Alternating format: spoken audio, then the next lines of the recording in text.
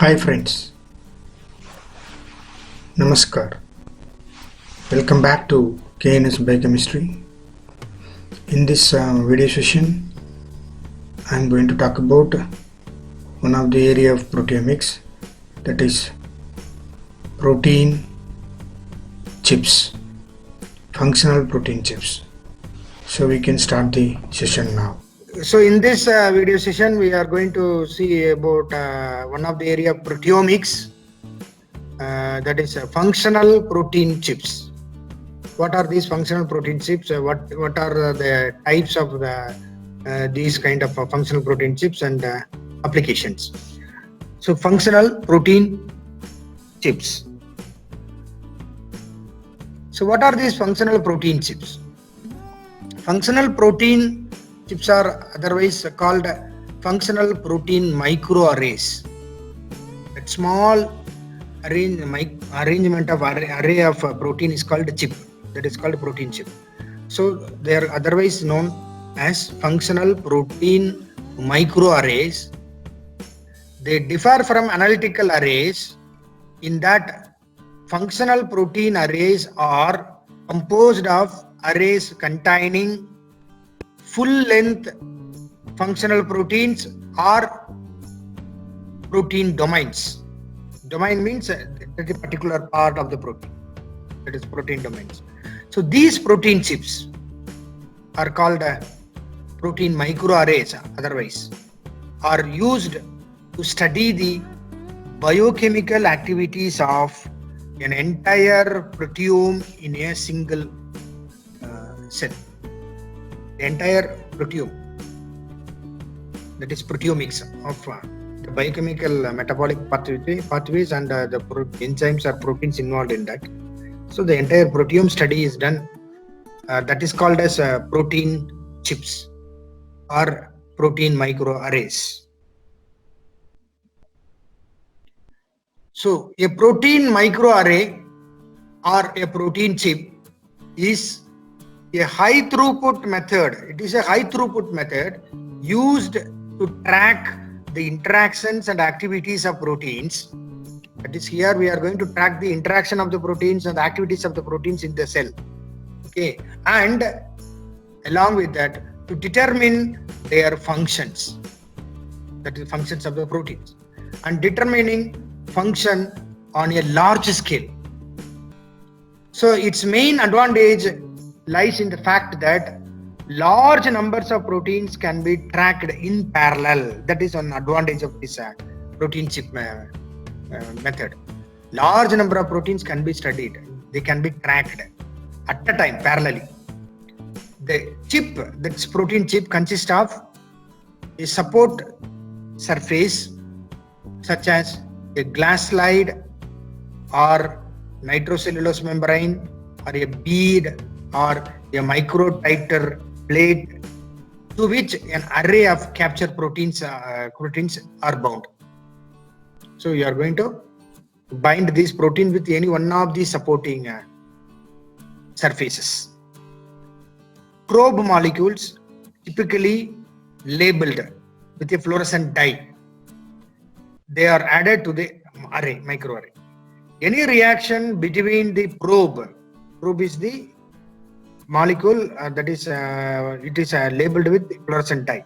So any reaction between the probe and the immobilized protein emits a fluorescent signal. Some fluorescent signal will come. That is read by a laser scanner.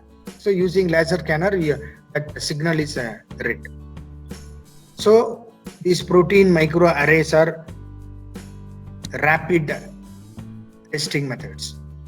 These protein microarrays are very rapid and convenient methods.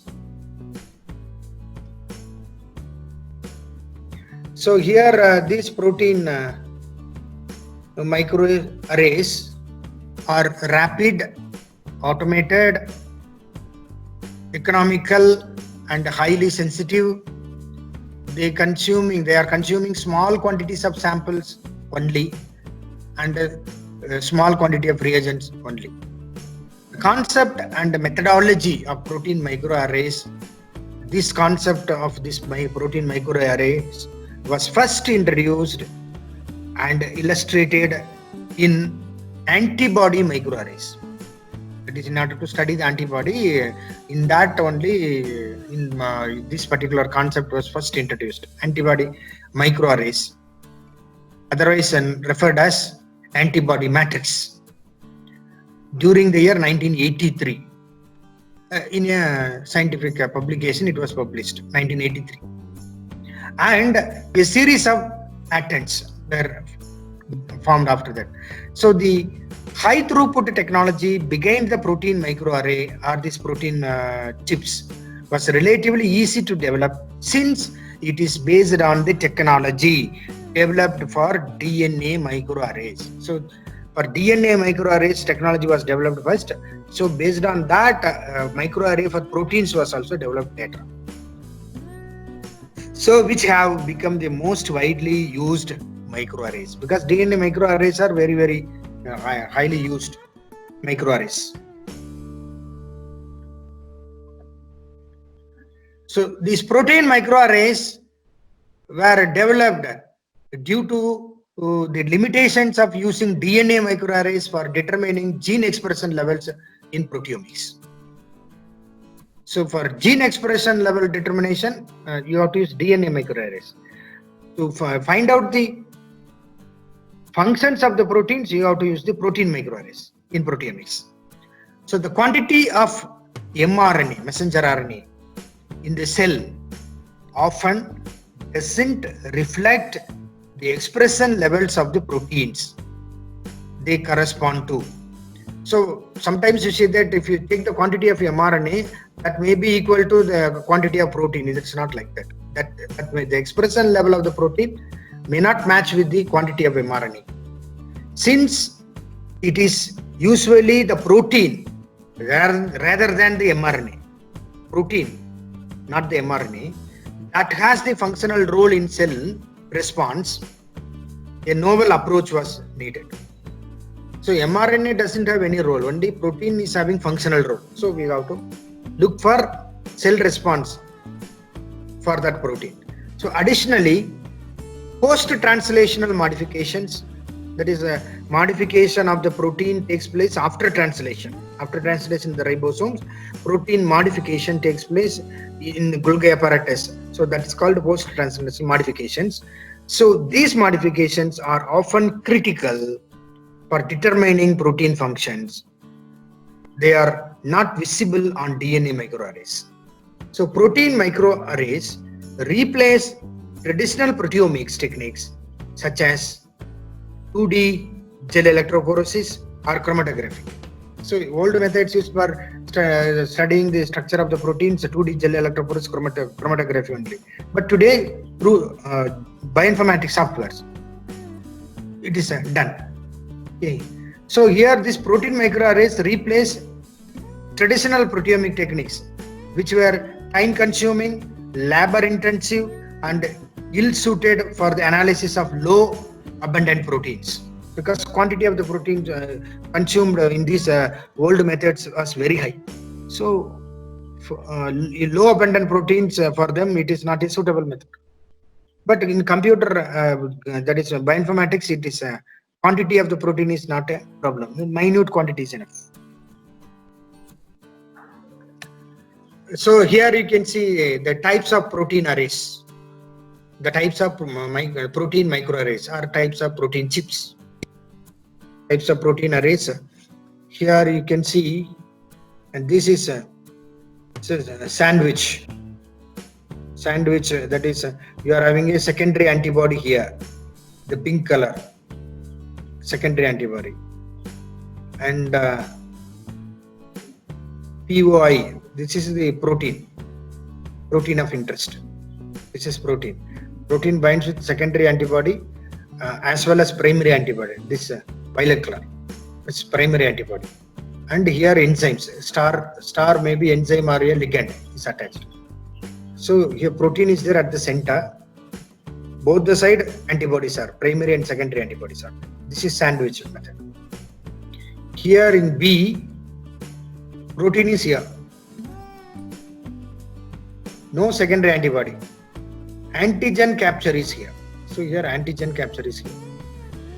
Only one antibody is there that is attached with a support, solid support. So antigen capture method. Here you can see that protein is directly attached on the solid support. So this is called RPPA method. One antibody, only one antibody is used here. That is attached with the protein of interest. RPPA. And another one is RPPA, but two antibodies are used. That is a primary antibody and secondary antibody. Here protein is directly attached with the solid support. In these two methods, A and B, protein is not directly attached with the solid matrix. In C and D, it is directly attached with the solid matrix. So there are three types of protein microarrays that are currently used to study the biochemical activities of the proteins, that is functions of the proteins. Three types are there. We are going to see them now. First one is analytical microarrays. Analytical microarrays are also known as capture arrays. It's otherwise called capture arrays. So in this technique, a library of antibodies, aptamers or amphibiodies is arrayed on the support surface, on the solid support surface. These are used as capture molecules since each binds specifically to a particular protein. So the array is probed with a complex protein solution such as a cell lysate. Cell lysate will have the protein. So analysis of the resulting binding reactions using various detection systems can provide information about expression levels of particular proteins in the sample, as well as measurements of binding affinities and specificities. So here protein is not directly touching on the surface, solid matrix. Only antibodies are attached. Antibodies, first type in the picture. So this type of microarray is especially useful in comparing protein expression in different solutions. For instance, the response of the cells to a particular factor can be identified by comparing the lysates of the cell lysates treated with specific substances or grown under certain conditions with the lysates of control cells. Another application is in the identification and profiling of diseased tissues. That is, diseased tissues, what is the function of proteins? Normal cells, what is the function of protein? We can compare. Next type, another type of this microarray protein chips, reverse phase protein microarray, RPPA. That is in the picture C and D. Reverse phase protein microarray, RPPA. So these RPPA involve complex samples such as tissue lysates. Cells are isolated from various tissues of interest and are lysed. So you'll lyse the cell and you'll get the content. That content is called lysate. So the lysate is arrayed on to the microarray and probed with antibodies against the target protein of interest. So these antibodies are typically detected with chemiluminescent or fluorescent or colorimetric assays. Any one of them assays, because they will give some color. So reference peptides means control. So reference peptides are printed on the slides to allow for protein quantification of the sample lysates. So these RPAs, that is reverse phase protein method microarrays, allow for the determination of the presence of altered proteins or other agents that may be the result of disease. Because if you lyse the cell tissue, if the tissue is normal, only normal proteins will be there. If the tissue is having some disease, abnormal proteins will be there, altered proteins will be there. So that can be detected by this microarray method. So specifically, post-translational modifications which are typically altered as a result of the disease, that can be detected using RPAs. So in diseased tissues, the protein will be having the normal structure, but post-translational modification will be affected in the disease. So that difference can be detected here using RPS.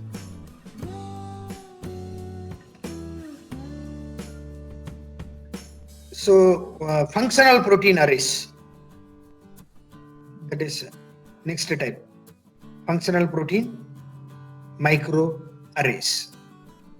Here you see that whatever microarrays we have seen, same thing is applied, concept is applied, but this functional protein array microarrays is especially used for analyzing the role of the proteins or functions of the proteins in a particular metabolism, or in a particular cell, or in a particular tissue, or in a diseased tissue, like that. So functional protein microarrays, also known as target protein arrays. You are going to target a particular protein and its function.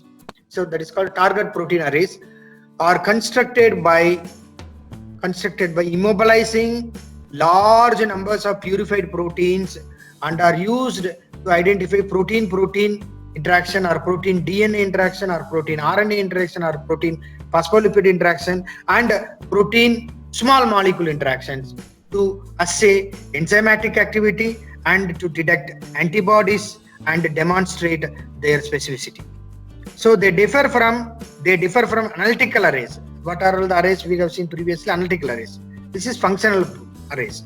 So they differ from analytical arrays in that functional protein arrays are composed of arrays containing full-length functional proteins or protein domains. So these protein chips are used to study the biochemical activities of the entire proteome in a single experiment. In a single experiment, you can study the entire biochemical activities of the entire proteome of that particular cell. So that is called a very important functional protein chips. So this functional protein array, the other one is analytical protein array. So both are microarrays. So the key element in any functional protein microarray based assay. So in this type of microarray based assay, which is the key element? The key element is the arrayed proteins must retain their native structure such that meaningful functional interactions can take place on the array surface. So on the array surface only everything is happening. So on the array surface there must be meaningful functional interactions of the protein to take place. So the advantages of controlling the precise mode of surface attachment through use of an appropriate affinity tag, or that the immobilized proteins will have a homogeneous orientation, resulting in a higher specific activity and higher signal to noise ratio in assays, with less interference from non-specific interactions. So now comes applications of these protein chips or protein microarrays. There are 5 major areas where protein arrays are used.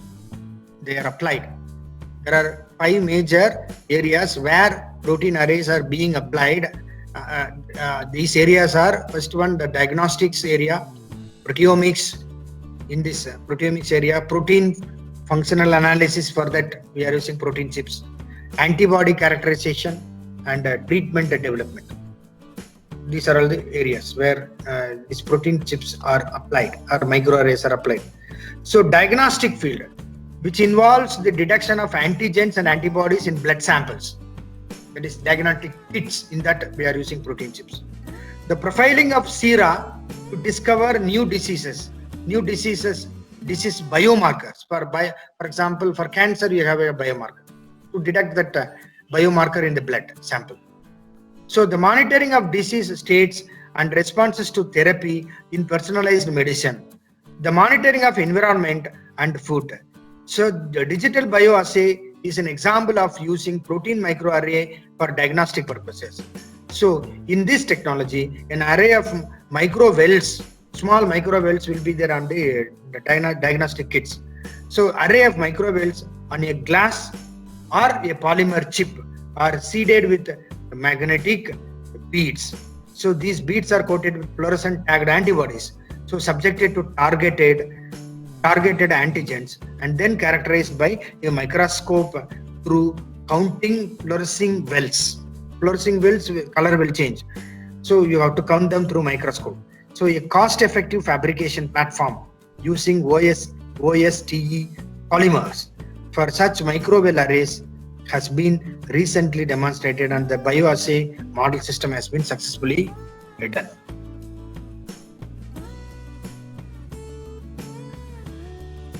So proteomics area, where here we are applying these protein chips. So proteomics pertains to protein expression profiling, that is functioning of the protein. Protein expression profiling, that is which proteins are expressed in the lysate of a particular cell. So protein functional array analysis is the identification of protein-protein interactions, example, identification of members of a protein complex, or protein phospholipid interactions, or small molecule targets, or enzymatic substrates, particularly the substrates of kinases enzymes, and receptor ligands. Antibody characterization is characterizing cross-reactivity, specificity, and mapping epitopes in antibodies. So treatment development involves here in proteomics, the development involves the development of antigen-specific therapies for autoimmunity or cancer and allergies. So the identification of small molecule targets that could potentially be used as new drugs.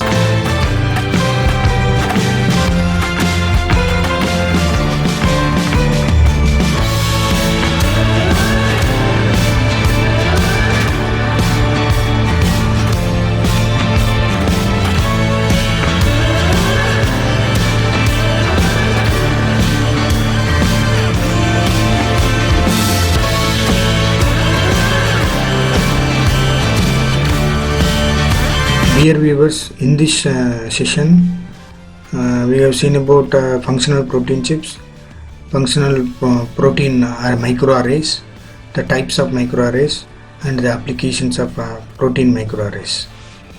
So with that I am going to conclude this session. I will be coming back to you again with another session. Until then, it is bye from KNS Biochemistry.